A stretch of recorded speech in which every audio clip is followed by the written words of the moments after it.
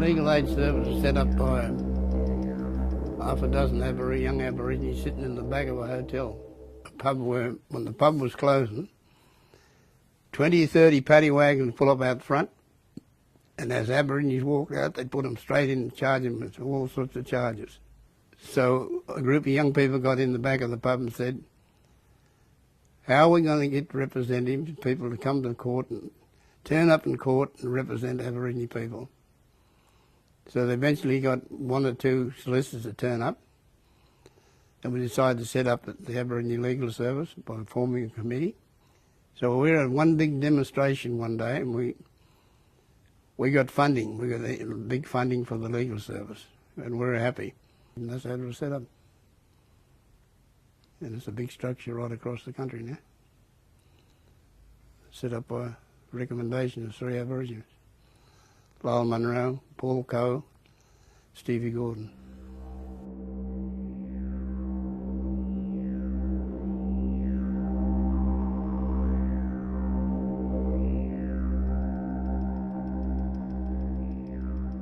Indigenous people in Australia, we're 3% of the total Australian population, but of that 3%, the last statistics reveal that at least 50% of that population, of that 3%, is affected in some form of disability. So it's very high numbers for our people.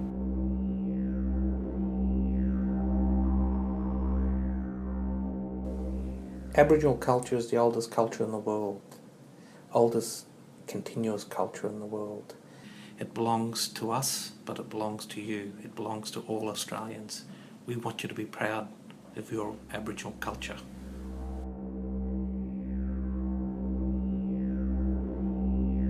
But Aboriginal communities, they have this thing too that's been talked about on TV about who's black and who's blacker, who's whiter than that. Oh, I can get a taxi, you can't. Oh, come on, stop it. That's just like kids working out. You've got 3 bits of candy and I've only got 2. Stop it. It's about what you do with your life. If you identify as Aboriginal, that's it. Why do you have to go and debate it? Why do you have to have a debate? Where does it get them? You get somebody opposing you, you have a debate, then you get in an argument, and you're back to square one. It doesn't stop anything. I don't know.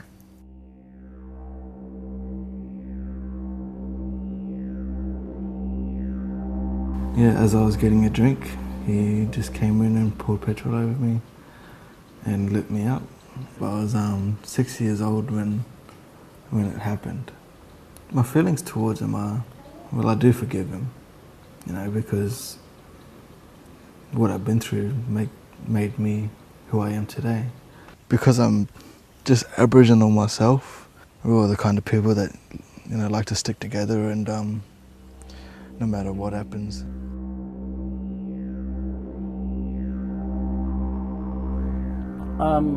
History? Well, we just don't know history in this country. When you want to look at Aboriginal white relationships in Australia, they're pages that seem to fall out the window somewhere. They fly off into the wind. But when you dig very deep, you begin to see a history that is horrific, and it's quite interesting because when you look at the federal government and the legislation, how they relate to Aborigines, it's always a case of we're either part of the immigration or foreign affairs or flora and fauna. That's where they fit us, or in ethnic affairs and Aborigines. So we're never part of any mainstream white Australian legal system. We're always on the outside of it.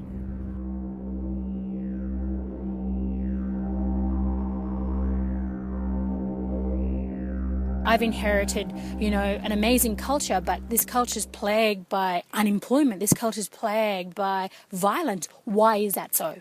And so I went to university and after high school, I did my Bachelor of Arts in Criminology and Criminal Justice when I thought, wow, there's a high number of Indigenous people incarcerated.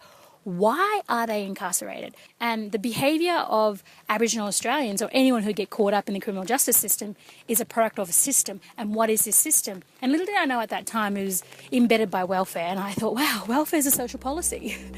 And so since then, I've been highly involved in social policy and where we're going as a country.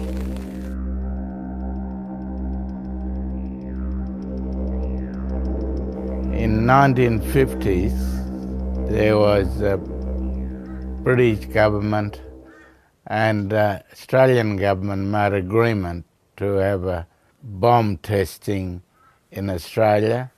They're not far from here, and I was only a little kid. They were working there testing of bombs, and the first one that let it go was called Totem 1. We heard it here, loud and clear, and feel the ground shook. We seen radiation full out over our camp. It was moving very quietly and very deadly. After that I went blind on the right eye straight away, and on the left I had some sight left.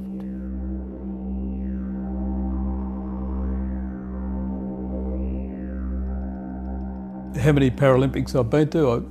I played in 5. My passport was, back in 1960, was an honorary English passport.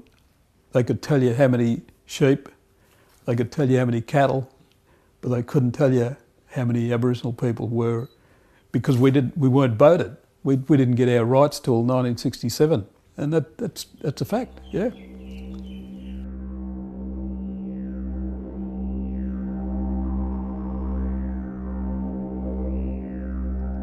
The most important thing about all of this, I've travelled the world now, and I know that people are pretty much the same no matter where you're from. It's just incompetent government and greedy government that causes the problems. Because I say to people, I'll line 20 little babies up from all over the world and you tell me the difference. It's what you teach them, and that's the difference.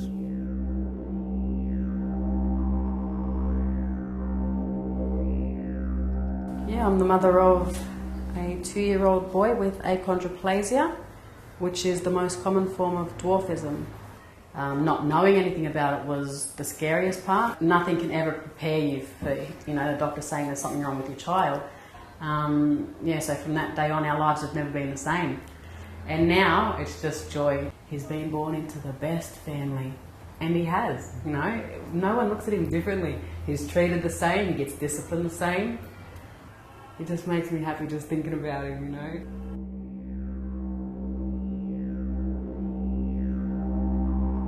Some Aboriginal people that say that they're proud to be Aboriginal and that they're proud to practice culture, but they actually, want to detach themselves from a lot of the negative things that they see come along with being Aboriginal, when they don't actually realise that you need to exercise your sovereign right as an Aboriginal person in order to have the self-determination to be able to practice culture. But you need land rights and a connection to land to be able to practice that culture.